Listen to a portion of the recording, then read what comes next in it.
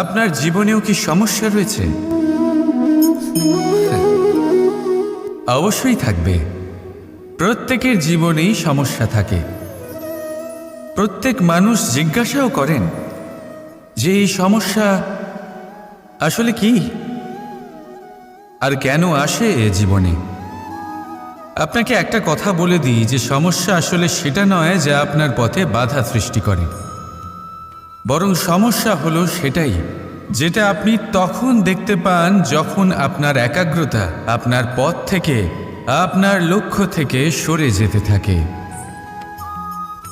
আর এই সমস্যাগুলি দূর করার জন্য, এর সমাধান করার জন্য একটাই পথ আছে। নিজের সমস্ত ভাবনা আরও একবার একাগ্র করুন নিজের পথের দিকে, নিজের লক্ষ্যের দিকে। আপনার সমস্ত ভাবনা যদি কেন্দ্রীভূত হয় নিজের লক্ষ্যে, তাহলে এই সমস্যা দূরে থাকবে। যদি এরকম না হয়, যদি আপনার মন একটু অন্যদিকে চলে যায়, তাহলে এই সমস্ত সমস্যা আবার সামনে চলে আসে আর বাড়তেও থাকে। দেখুন, যেখানে আপনার লক্ষ্য রয়েছে, বান যদি সেখানেই চালাতে হয়, তাহলে দৃষ্টি তো সেদিকেই রাখতে হবে। তবেই তো আপনি সেই লক্ষ্য ভেদ করতে পারবেন। সেই জন্য মনে রাখবেন, সর্বদা লক্ষ্য রাখবেন নিজের পথে, সেই পথেই সামনে এগোতে থাকুন নিজের লক্ষ্যের দিকে। আপনি যত সামনে এগোতে থাকবেন, এই সমস্যা তত পিছিয়ে যাবে। তাহলে আসুন, আমার সাথে ভালোবেসে বলুন, রাধা রাধা। পরীক্ষা এমন একটা শব্দ যেটা শুনে সংসারের বেশিরভাগ মানুষই ভয়ভীত হয়ে পড়েন। কারণটা কি? অসফলতার ভয়। পরীক্ষা এই শব্দের যদি আমি অন্য দিকটা দেখাই, তার তাৎপর্য এই নয় যে আপনার দুর্বলতা সবার সামনে তুলে ধরবে। এটা তো হলো সেই যুক্তি যা আপনার বল, সাহস, শক্তিগুলি সবার সম্মুখে তুলে ধরবে। আগে হ্যাঁ, এটাই হলো সেই যুক্তি। আপনি নিজেই কখনো দেখবেন, পরীক্ষার সময় আপনার অন্তরের অনেক গুণ বাইরে বেরিয়ে আসে। এমন কোনো শক্তির উদ্ভব হয় যার বিষয়ে আপনি নিজেও জানতেন না, ঠিক কিনা? তাই এই পরীক্ষাকে কখনো ভয় পাবেন না। বিশ্বাসের সাথে নির্ভীক হয়ে এটার সম্মুখীন হন। দিনের শেষে এই পরীক্ষা শুধুই আপনাকে উজ্জ্বল করবে, আপনাকে আরো শ্রেষ্ঠ করে তুলবে। তাহলে আসুন আমার সাথে ভালোবেসে বলুন, রাধা রাধা। মানুষ জীবনে সবসময় শিখরে পৌঁছতে চায়, অনেক উঁচুতে উঠতে চায়, আর তার জন্য তারা কি না করে, পরিকল্পনা করে, ষড়যন্ত্র করে, প্রার্থনা করতে থাকে, আবার কারোর কাছে সাহায্যও চায়। কিন্তু এত কিছু করা সত্ত্বেও অনেক সময় মানুষ শিখরে পৌঁছতে পারে না। যদি পৌঁছেও যায়, তাও খুব তাড়াতাড়ি নিচে নেমে আসে। এর কারণ কি? একটা উদাহরণ দিয়ে বোঝানো যাক। এই হলো ময়ূর পেখম, আর এই হলো পাথর। যদি এই পেখমকে হাওয়ায় ছুড়ে দিই, তবে ও উড়তে থাকে, কিন্তু এই পাথর অতি শীঘ্রই মাটিতে নেমে আসে। এর কারণ কি? ভার। এই পাথর হলো ভারী, আর এই শিক্ষাই আমাদের গ্রহণ করতে হবে। ঠিক এইভাবেই যদি আমাদের মন দ্বন্দ্ব আর অহংকার দ্বারা পরিপূর্ণ হয়ে থাকে, তাহলে তা কখনোই শিখরে পৌঁছবে না। পৌঁছে গেলেও খুব শীঘ্রই মাটিতে নেমে আসবে। তাই এই মনকে হালকা করতে শিখুন, অহংকারকে, এই হিংসাকে ত্যাগ করুন। তারপর উঁচুতে উড়ে তো দেখুন, কত উঁচুতে উড়তে পারবেন আপনি।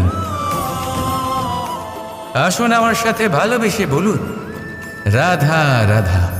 কথায় আছে, প্রত্যেক পুত্র তার পিতার প্রতিচ্ছবি হয়, আর সমস্ত প্রতিচ্ছবি চায় যেন সে তার অস্তিত্ব প্রাপ্ত করতে পারে।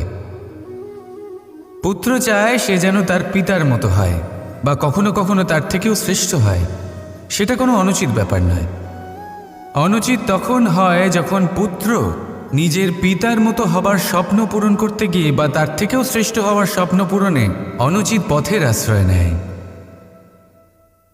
কারণ তারপরে সে তার পিতার গুণগুলি আত্মসাৎ করতে চায় না। সে শুধুই এটা চায় যে সংসারের চোখে যেন আমি শ্রেষ্ঠ প্রমাণিত হই। এটা অনুচিত। সংসারে এমন অনেক মানুষ আছেন যারা এই কারণে শ্রেষ্ঠ হওয়ার চেষ্টা করেন যাতে তার পরিবারের তার পিতার সম্মান বৃদ্ধি পায়। এমনও মানুষ থাকেন, আর এটাই হলো পার্থক্য উদ্দেশ্যের।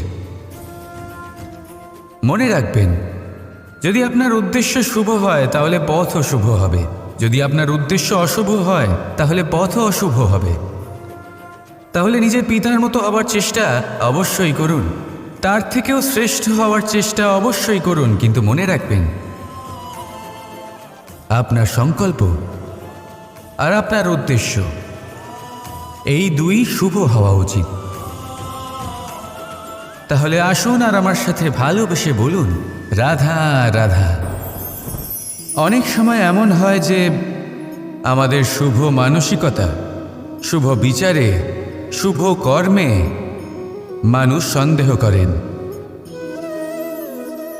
প্রশ্ন করেন, প্রমাণ চান, শুদ্ধতার পরীক্ষা দিতে বলেন, আর তখন নিশ্চিত রূপে কষ্ট হয়। আমরা ভাবি এটাই হলো জীবন।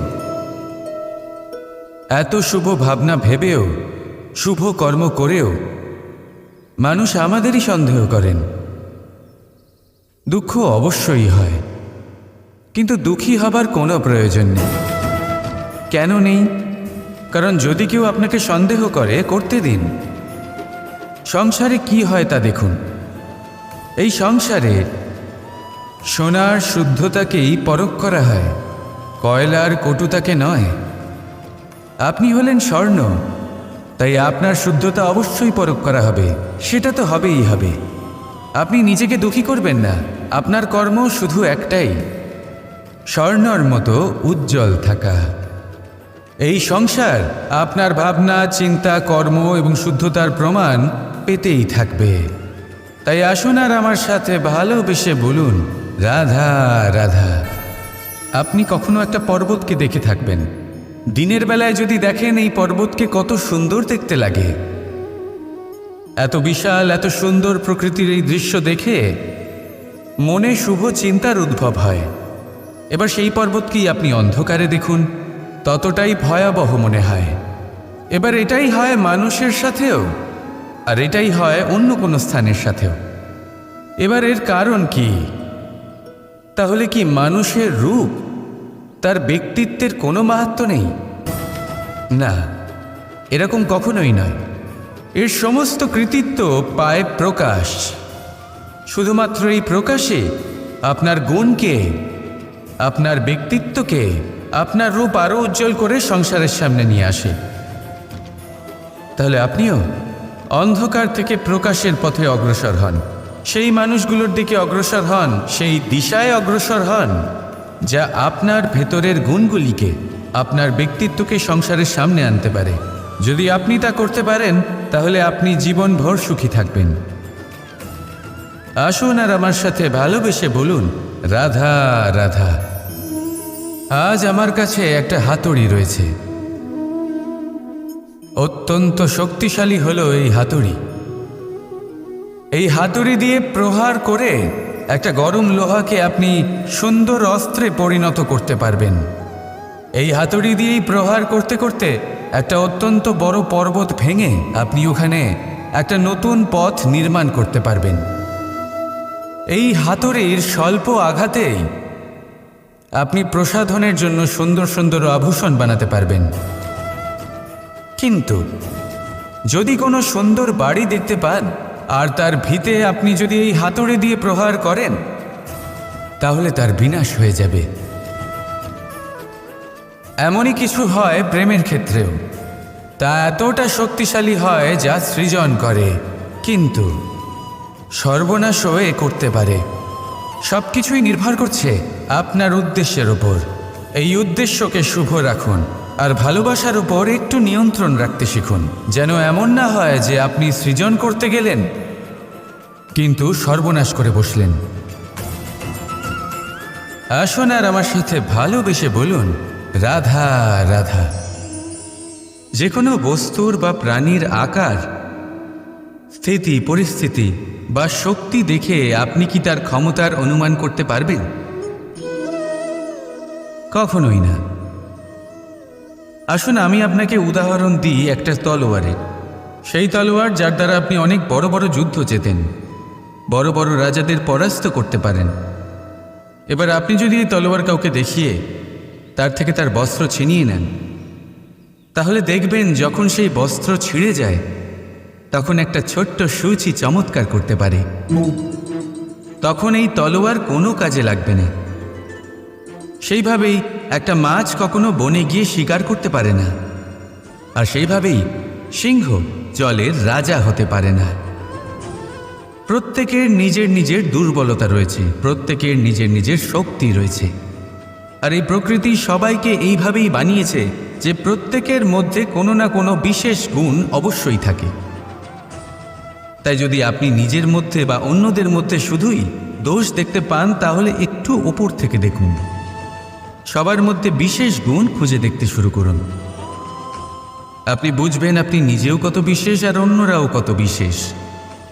আপনি বুঝবেন এই সংসার, এই প্রকৃতি হলো কতটা বিশেষ।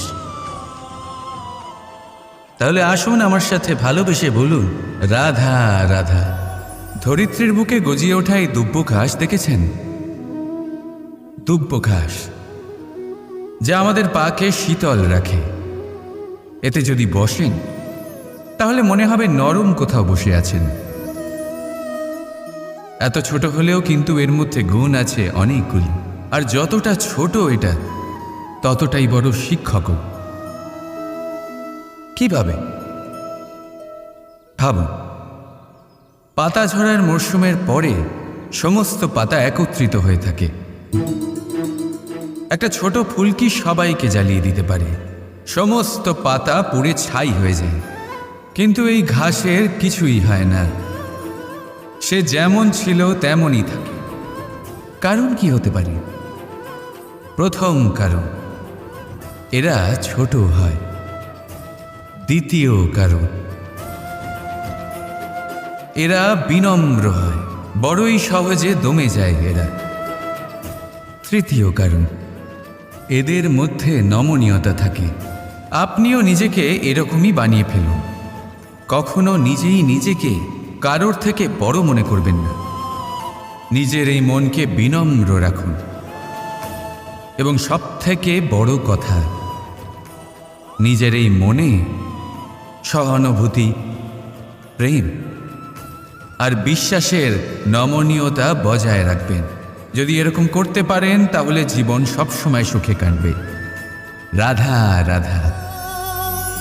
পুস্তক, পুস্তক থেকে আমরা কি না শিখতে পারি।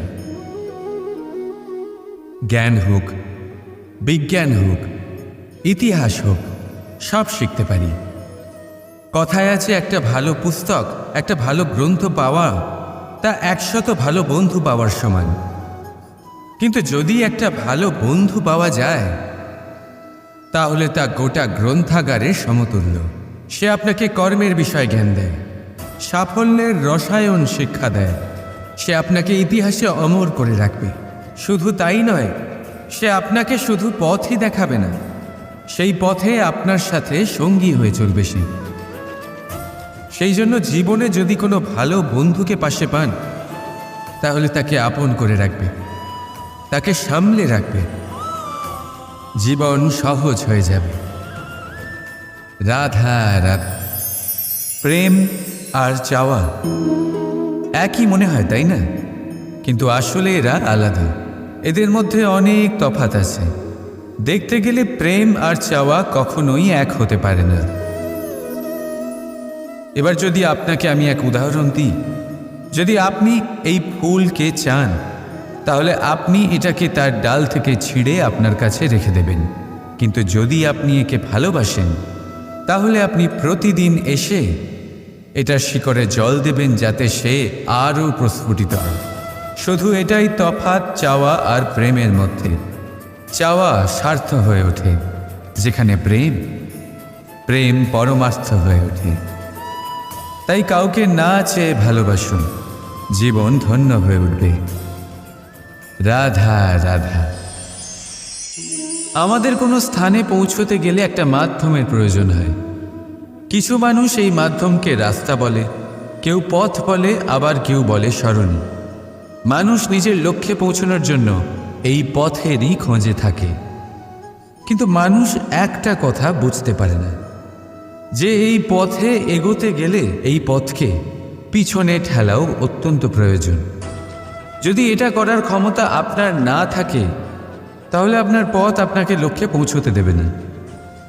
দ্বিতীয় কথা, যদি নিরন্তর চেষ্টা আপনি করতে পারেন, যদি সেই ক্ষমতা আপনার মধ্যে থাকে, তাহলে আপনি যখন চাইবেন, যেখানে চাইবেন, নিজের পথ নিজেই বানাতে পারবেন। রাধা রাধা।